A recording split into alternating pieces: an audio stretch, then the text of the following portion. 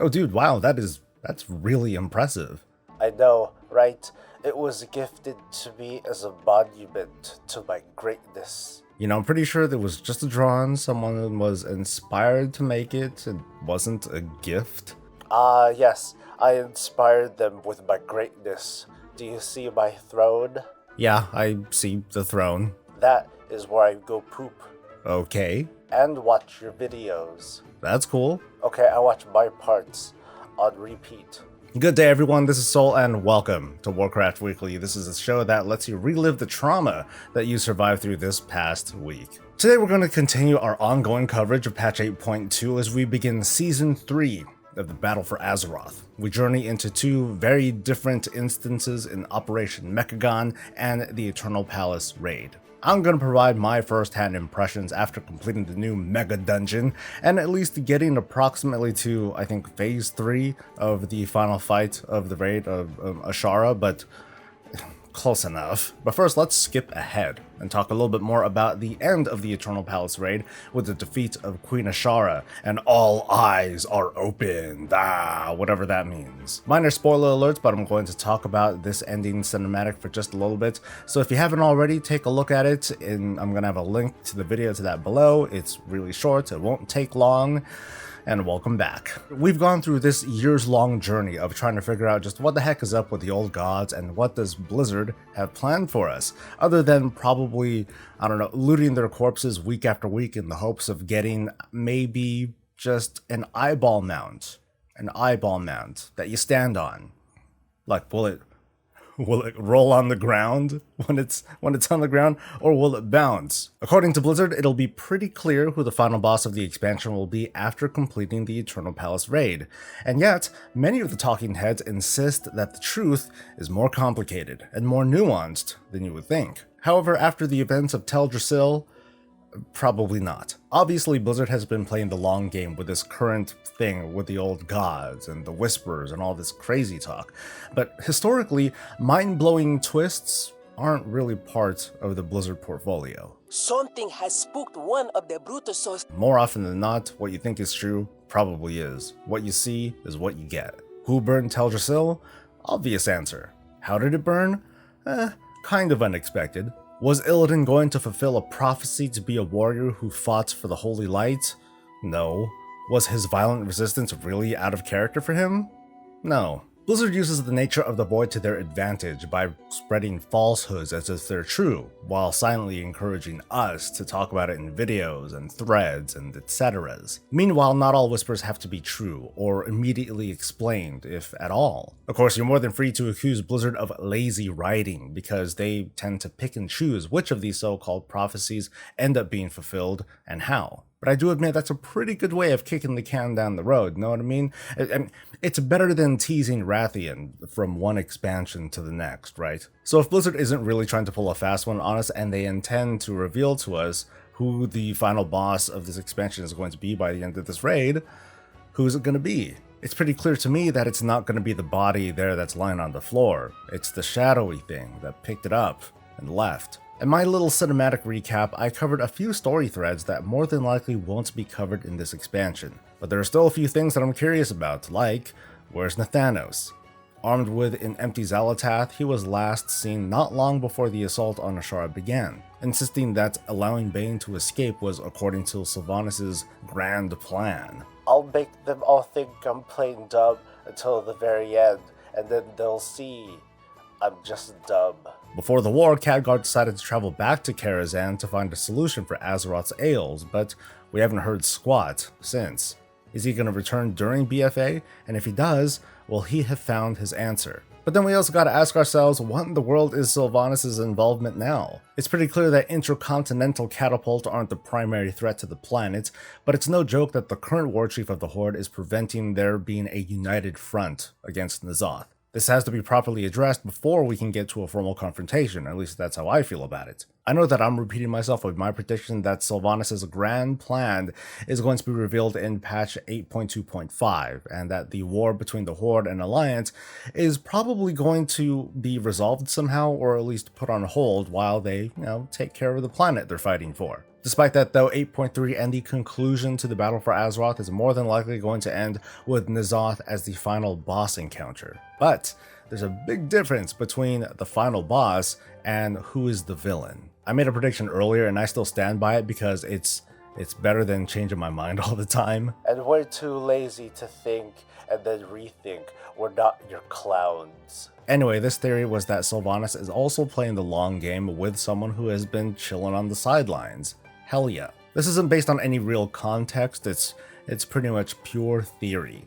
Sylvanas isn't really the type to work for someone, right? But she has made deals, and she has made one with Helya. I think Helya offered Sylvanas greater power over death in exchange for helping defeat N'Zoth. But that sounds like a really tall order, right? Like N'Zoth is a freaking old god, and Helya, she's just a Titan spellcaster and a veteran of the Titanic War that put a stop to the old god advance, and she's the queen and the one who created the Valkyr. She has immense power over death, and she can boss someone like Blansamdi around if she wanted to, intimidate Aegir into shutting the hell up, and... Hey, Soul. Yeah, what's up? What are you talking about again? Right. This leaves one final question that I'm going to end this topic on for now, at least. The following Old God Whispered has been repeated again and again. At the hour of her third death, she will usher in our coming. There are a lot of candidates for this, and I'm going to highlight two, Sylvanas and Ashara. A recent Wowhead article cites Ashara as having experienced her third death, which I disagree. I feel that while Ashara is vain as all hell and considers her kingdom as an extension of herself, I don't think it counts as one of her deaths, as the article asserts. The way I see it, Ashara experienced her first death when she transformed into a Naga. Ashara, the queen of the Night Elves, was no more. The next death came when we presumably kill her at the end of the raid, which I think honestly is kind of whipped, like, stab, stab, dead. Oh great, there goes all her history, bye. So where's her third death? Where's the fulfillment of this prophecy? I think it's going to happen later. So this death could come at any time, perhaps in 8.25, in some story beat that really kicks off the 8.3 transition. It could be a Magister's Terrace-like encounter. She might be like a little boss. She might be the penultimate boss in the final raid. She might be some ad that I pick up and tank during the final N'Zoth fight. At any rate, it looks like she's going to die by someone's hand. Sylvanas can fit here too, but the death count is a little bit murky in this case. I mean, obviously she had experienced her first death at the hands of Arthas, and I guess that counts. But then there was also her suicide after jumping off of Icecrown Citadel, and then being shot in the battle for Gilneas. So maybe the first maybe the first death doesn't count because that was her life and not her unlife, and maybe only her unlife counts, or maybe because she's undead, death no longer has any meaning. I don't know. But here's one out of left field, alright? What about Helya? I mean, she had her first death when she was transformed into the first Valkyr, and then the champions of Azeroth, us, we beat her ass down and I guess she died again. Is there going to be a third death in store for Helya? How's that going to happen? When is it going to happen? Hey, what are you talking about again? Okay, what this means is that whoever lady ushers in their coming, the forces of N'Zoth are going to make a pretty grand reveal regardless. Remember that one of the main features of being an old god is that you're embedded into the planet. They can't really move. So if there's going to be some eventual confrontation with him, it's going to be on his turf, on Nyalotha. I really hope I'm pronouncing that right, otherwise that's going to be the only comment I'm going to see below. Ugh. We're going to that place, eventually. Most likely in 8.3, or if Blizzard wants another old god expansion, I guess we'll see N'Zoth's domain rise from the depths, and it'll be up to us, the champions of Azeroth, to lay him low. Whoop-de-doo. Sorry, I'm just not a fan of the old gods. Anyway, the next few chapters in the World of Warcraft are still very open-ended, and I should really move on, otherwise I'm going to be really confused as to what the heck I'm going to put onto this thumbnail. Just as I said earlier, Season 3 began this week, bringing to us the remainder of what's being offered in patch 8.2 with the Operation Mechagon dungeon and the Eternal Palace raid. Now, I did no testing of these places, and I do my best to not spoil myself with the dungeon journal. So here are my impressions as a player who just walked in looking for a good time. Mechagon is split into two obvious halves, both thematically and for a nice clean heroic or mythic plus split that's going to happen in the near future. The first half takes place outside, like it's basically the zone we've been farming the crap out of for the past few weeks, but this time it's littered with a handful of interesting encounters and some ridiculous little robots to look for. My team and I found all sorts of useful buffs to pick up from these robots that did extra damage, which was easily the favorite, but they also increased speed or health. They're all significant in that they're powerful, and that after a wipe it felt really tragic to lose these buffs. The outdoor encounters were fun to figure out too. He means we wiped a lot. But as usual, my team made an adventure of learning through death. We just started figuring things out. It gave the outdoor zone a breath of new life that I think works out better than, say, the Seat of the Triumvirate dungeon over on Argus. I think it's because we got really familiar with Mechagon's terrain day after day. Meanwhile, there wasn't a lot of investment into a single stretch of Makari other than to zip by for a quick world quest. However, I also wanted a taste of something new, like the stuff that we've seen only in the trailers and the screenshots. The interior of Mechagon really delivered, and it smashed my expectations. This place is freaking bonkers, and it screams of detail and personality that totally removes me from the old god/faction conflict that's outside the city. The first boss inside is in what I think turned out to be the new arena that was also introduced in this patch, and it's pretty insane, with saws flying around and the hammer traps and the obvious throwback to fighting robot shows that we've seen on TV. Meanwhile, Cujo the Robo-Pup was the hardest boss in the instance, until we figure out that every attempt that we made on him, we inadvertently started the hard mode version, so whoops. You know, learning experience. So far, the third boss was the one letdown of the instance. I don't even know what it is I did other than avoid saw blades and face the boss to do tanky things. Mechagon himself proved to be both a treat and a challenge in what was a pretty lengthy two-phase encounter that got more frantic as time went on. It was later that I read up on how to activate all the hard modes, especially the Mechagon encounter. I'm not going to get into the details here, but completing all of these is going to be a real challenge that I'm looking forward to failing to meet. Okay, maybe. Mechagon is a lot of fun. I'm sure that it's going to wear out its welcome before long, but between the rewards inside and the interesting encounters, this place is worthy of being called WoW's second mega dungeon. The Eternal Palace as a raid left some good initial impressions on me. It also left me with some frustration over how modern raiding works today. So let me describe how things went just getting the raid started. Not all of us were attuned to the raid. Yeah, there is a kind of attunement to using what is basically the gate that takes you to the entrance of the Eternal Palace, so not everyone can just walk in before having completed the main zone storyline. Fortunately, there's a summon stone at the entrance which lets you bypass that. Cool. You just gotta make sure that you and your buddy is aligned either in or out of war mode, otherwise you have to go back to a rest area and then come back. But what about the situation if you and everyone is already inside, and you happen to not have a warlock with you, and then someone shows up, and that someone isn't attuned for the raid? What do? We're already halfway through the raid, and if we wipe, we don't end up at the entrance, we end up at some checkpoint, and we have no way to leave the raid, except to use a hearth or a teleport. So that's what we ended up doing. We had to hearth back, make sure that we're in or out of war mode, run our ass all the way back to the raid, use the summon stone, get back in, or summon the person, get back in, and ta-da. Blizzard just let us teleport to the entrance, or at least make it really plain and clear how to do it if I missed it.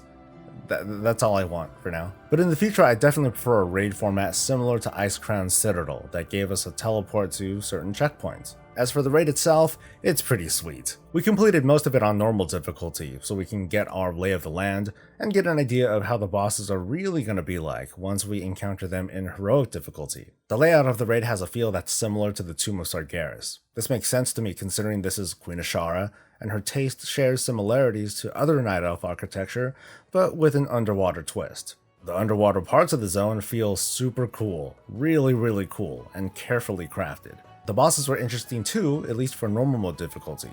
For a little disclosure, my raid's average item level was about 409, which is just about right for retaining that sense of progressing into a new raid.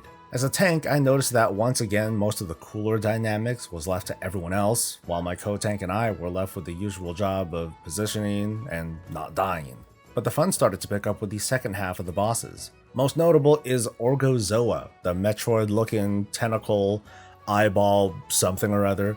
It has a really interesting tank swap mechanic where you pick up the boss and you take really heavy damage at first, but you steadily gain a stacking debuff that has you take less damage the more stacks that you get. You just don't want to get too many, otherwise you instantly die. But the gimmick is that the tank with stacks will be able to soak certain mechanics that only he or she can handle, given the 70 to 90% damage reduction. So I find it really interesting that the pickup is the deadliest part for the tank, and otherwise when you do have a lot of stacks, it feels like God mode. Also interesting was being struck down by Ashar's Wrath from well over 200 yards away. That was really cool too.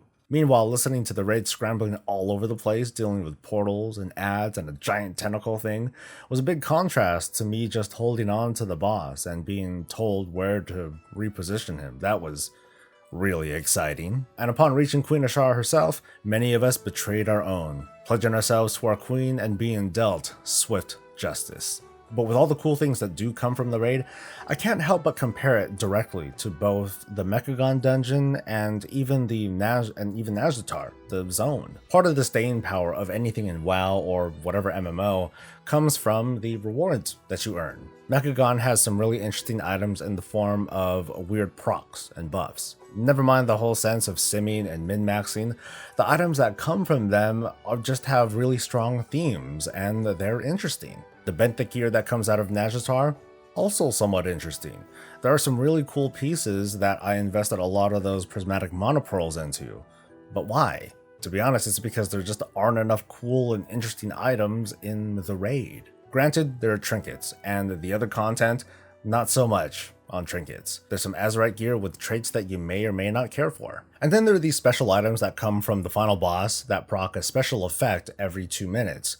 They can either give your whole team a cool stat buff, or they heal, or they smite your enemies. This is interesting. Imagine like your entire team is decked out in this gear, and every 2 minutes, the storm of the eternal rains terror upon your enemies. Ooh. And yet, I feel as if the raid just isn't providing enough of that coolness. It's hard for me to get very specific on this. All I can really do is describe this dissatisfaction as a smoldering feeling because I don't know how to solve this. I don't want content to be mutually exclusive. Like, I don't want raid gear to be only good for raids, dungeons for dungeons, PvP for PvP. Like, I don't want that. I enjoy having a level of crossover. I don't want all the cool stuff to be centralized in one place because in a way that's kind of how it was before when you consider set bonuses from raid gear. Like, does anyone else feel like that? No. And that's why I'm not asking you, you filthy alliance son of a... The last thing for today is, oddly enough, the what of the week. It's where I find quotes that I take totally out of context and turn them into the complicated issue that I actually want to talk about. This one comes from Panzer, a former Wowhead personality who has since become a variety streamer on Facebook, but still has plenty to say about the World of Warcraft. She says to Warcraft, "It couldn't be stupider that everyone has different dailies and world quests. How is it fun to be a partied up doing quests by yourself because ... reasons?" What? Alright, so here's the context. Persons 1 and 2 are in Nazjatar. They're doing dope-ass adventures. No one says dope ass. Shut up. Dope-ass adventures. Together. One picks up a combat ally. The other picks up a different combat ally. On top of that, one person is at a different stage of the Nazjatar war campaign thing than the other. Understandably, there's going to be issues, phasing being the most impactful because party members might not be able to so much as see each other. Of course, when I map this out in my head, I can conclude that that in fact does suck. This tweet here doesn't quite communicate that though, but remember, of course, this is Twitter, right? And the best way to communicate through Twitter is with hyperbole. How is it fun to be partied up doing quests by yourself? She asks. The other day, my wife and I were in the exact same position. Different combat allies, different quest progression. And of course the phasing sucked. It always sucked since Wrath of the Lich King. It really sucks when the so-called invisible hand takes us out of that immersion, but when it's just a situation when we're on different quests in the same area and we can still see each other, does that really warrant the same complaint? I was on a quest that my wife was not. She was on a quest that I was not. How do you solve this dilemma? I helped her do her thing, and she helped me do my thing. Freaking crazy. Pandra's quote represents what I hope is an unpopular thought, that we should always be able to do the same things together. Okay, that's actually not very unpopular, but the second part to that thought is that if two people end up picking up different quests or end up having different goals, I guess they don't have fun? What? Part of the fun in-game or in life is to experience tiny, little small acts of selflessness. Like, what's so wrong with helping someone on a quest that you don't happen to be on? There's nothing wrong with randomly handing Lobies helpful items like potions or starting bags. Well, technically, they need to still be on the same realm. That's beside the point. Her quote turned me off because to me, as in, this is just my opinion, I think it comes off as pretty selfish. It's kind of like saying the actions that we take in-game must always benefit me. They must always be efficient for me. They must always be rewarding with something that looks better than the thing that I had before. And we must always move forward. And it cascades into other segments. How do I do XYZ? Oh, let me look at Wowhead. That's faster. Which of these pieces is better? Forget testing it out. I'm just gonna sim it. Who do I pick for my team? Oh, I'll just check out their IO score. We seek the path of least resistance all the time, and there shouldn't be anything wrong with that, because there isn't.